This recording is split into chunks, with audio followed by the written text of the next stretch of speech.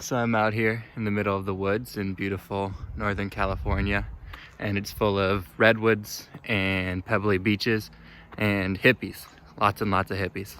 Let's go for a walk.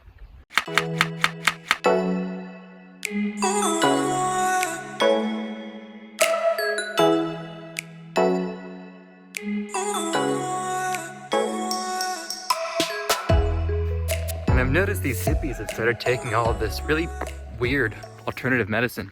And it's not just up here, people everywhere are getting in on the trend. So I started to wonder, what actually is this stuff?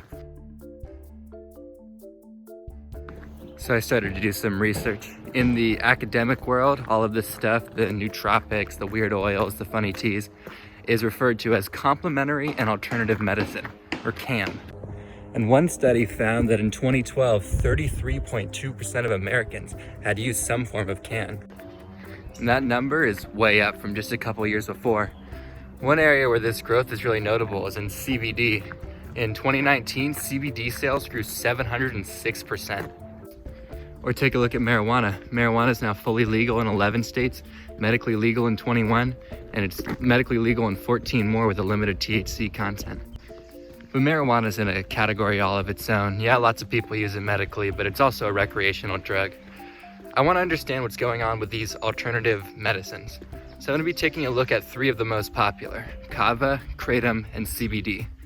You can find these all over. They're in health food stores, coffee and tea shops, on Amazon, pretty much everywhere you look. And I see people hawking them all the time as some sort of cure-all. In fact, one New York Times article found that in 2017, America had 100 Kava bars where people could get Kava teas, coffees, smoothies. Now it was up from just a third of that in the years before. So if there's 100 Kava bars and CBD and gummies and chocolates and lattes and Kratoms in the aisles of every health food store, it starts to make you wonder, what does this stuff actually do?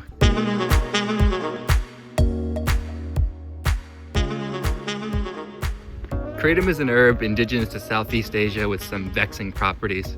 When taken in small doses, that's about 1 to 5 grams, it produces a mild stimulant effect, and workers in the agricultural sector in Southeast Asia often chew naturally growing kratom leaves to give them a bit of a boost while they work. But it's become more popular in the West for its other major property. When taken in large doses, above 5 grams and up to about 15, it reportedly produces opioid-like effects, and many Americans have used it to wean themselves off of opioid painkillers. In fact, it's so popular in the United States that when the DEA tried to schedule it in 2016, there were protests all across Capitol Hill. Proponents of Kratom said that all of the health effects that the DEA was citing were just nonsense being pushed by big pharma companies that wanted people to keep buying their drugs. Eventually, the DEA backed off.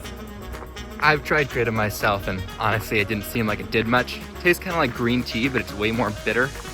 It's all of its medical effects come from its high content of alkaloids, which taste really bitter.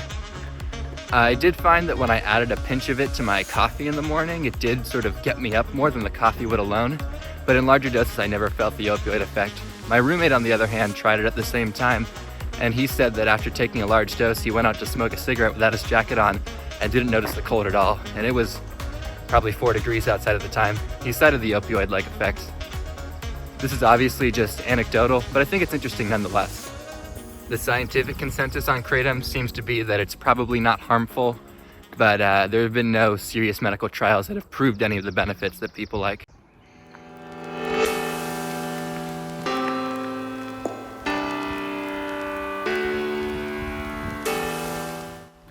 Kava extract is made from the dried root of the piper plant and has been used medicinally and ceremonially in the South Pacific for thousands of years.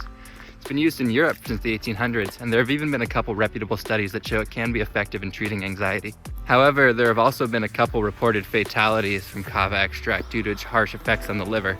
Proponents say that this is only a problem among those with pre-existing liver conditions, but some European health officials have started to think about banning it nonetheless.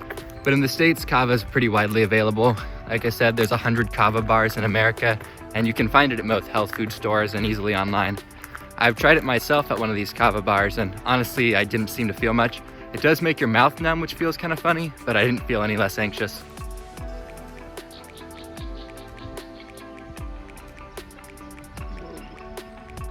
So now let's talk about what's probably the most popular of any of these alternative medicines, CBD. CBD is a derivative of the hemp plant, which is in the same family as the plant that produces marijuana. However, CBD is a non-psychoactive cannabinoid, meaning that while it acts on the same parts of the brain as marijuana, it doesn't have any of the psychoactive properties that people associate with it.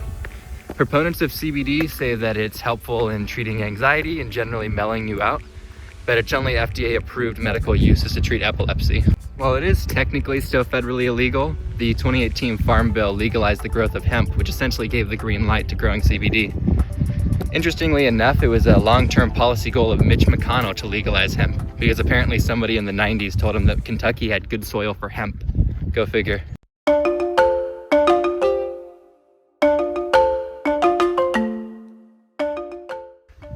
So why are people taking this stuff? Well, the answer is pretty simple. The American healthcare system is broken. If you look at these three drugs, what they treat are things that Western medicine has completely failed to treat effectively: long-term pain, anxiety, and anxiety. All three of these are things that conventional medicine has a really tough time treating. The treatments are heavy-handed and they have side effects and they're habit-forming. Anxiety in particular is way on the rise in America. One study by the National Institutes of Health predicted that 1 in 3 young Americans will experience an anxiety disorder at some point in their lifetime. And that's up 20% from the same study in 2007. We see the same thing happening with older Americans. Deaths of despair, that is deaths from addiction and suicide, are way up. It's become an epidemic across the post-industrial communities in America. And I mean, it's not hard to see why people are so anxious. Climate change is hanging above all of us like the sword of Damocles. The economy seems to be rigged against everyone except for the very wealthy. In post-industrial communities, industries that have employed people for 5, 6, 10 decades are rapidly disappearing to other parts of the world into automation. It'd be enough to make anybody a bit anxious. In some communities, this anxiety is manifesting itself as the opioid crisis or as a rise in suicide among older white males. But among other people, younger people, bougier people living in urban centers, it's manifesting as a increased use of alternative medicine. It's Kava tea and CBD lattes and the self-care discourse of face masks and long baths and Bed Bath & Beyond candles. So if we look back at that acronym, CAM, complementary and alternative medicine, we get a clue as to what's going on. Some of this stuff is complementary medicine, right? It's taking a long walk and taking deep breaths to relieve your anxiety.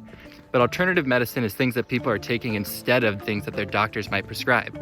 That's the Kava tea and the CBD chocolate and the Kratom root.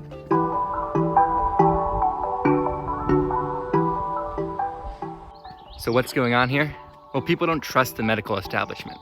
To get a better idea of the psychology going on here, take a look at the extreme end, anti-vaxxers. Being an anti-vaxxer represents a wholesale rejection of sound medical science. It's people who think that the medical system in America is corrupt and profit-seeking and in bed with big pharma. And is it that hard to see why? I mean, isn't being in bed with big pharma what caused the opioid crisis in the first place? Is it really that crazy to believe that our entire private healthcare system might be slightly corrupted by its profit motive? Obviously, anti-vaxxers are wrong on the science, but understanding their psychology helps us understand the psychology of people who are seeking alternative medicines. The vast majority of people drinking CBD lattes aren't doing it because it's backed by sound science and clinical trials. They're doing it for just the opposite, because it's not from the establishment. It's from a cute cafe and a barista with a pixie cut and a cool Tree of Life tattoo on her wrist. It's very much apart from the system. And it's that same system that's causing a lot of this anxiety that people are feeling. So of course they're not going to turn to doctors, which are a part of it, to treat this anxiety.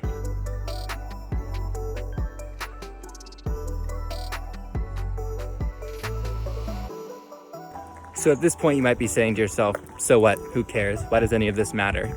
But there are real problems with this industry.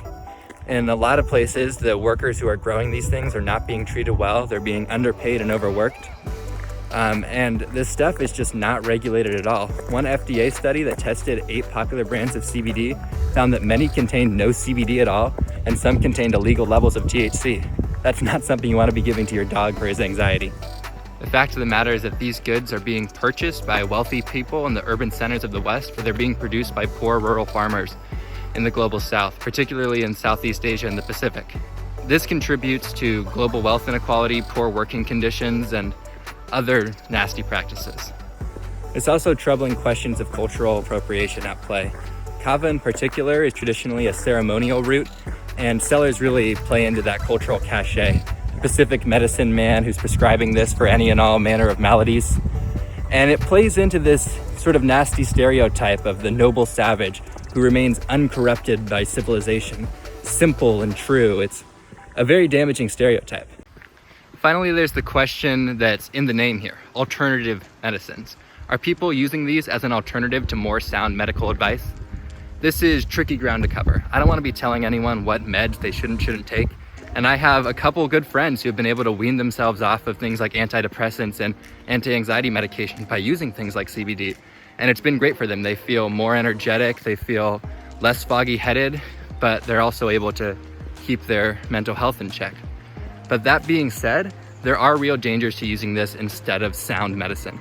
A famous example would be Steve Jobs, who of course tried to cure his cancer by consuming an all-fruit diet. So we should be keeping an eye out and making sure that while people are using these as complementary medicines, they're not often using them as alternatives. So what are the takeaways here? What can we learn from this? Well, for one, it's obvious that conventional medicine has a serious image problem.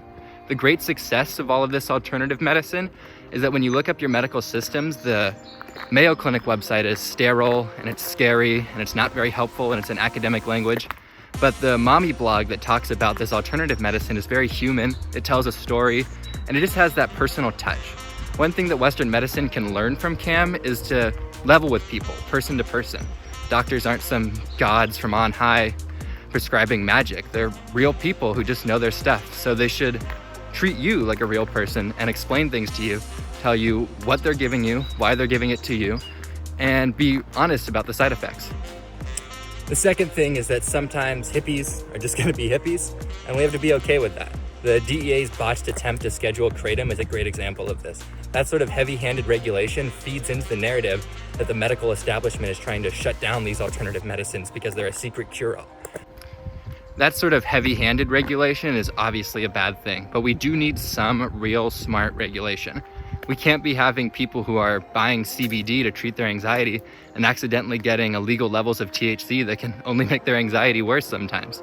We need to, as a society, learn how to work with these things, and as we rebuild trust in our medical establishment, we can certainly integrate these things to be a sort of ancillary thing that people can choose to use along with traditional medicine. This is Nick from the future here, just finishing up editing the video. I just wanted to add a little bit of an addendum. The reason that I found this to be such a perfect example of the production structure is because the production structure is all about class, and so is this, right? The reason that these medicines are so popular, they're sort of secret sauce, is that they're coming from a part of the world that people see as uncivilized and uncorrupted. And so I think that's really what's so damaging about the marketing and the use of these, is that they're capitalizing on the underdevelopment of the post-colonial world. And so I just wanted to really underscore that and point out a lot of the class implications that are at play here. All right, let's roll the outro.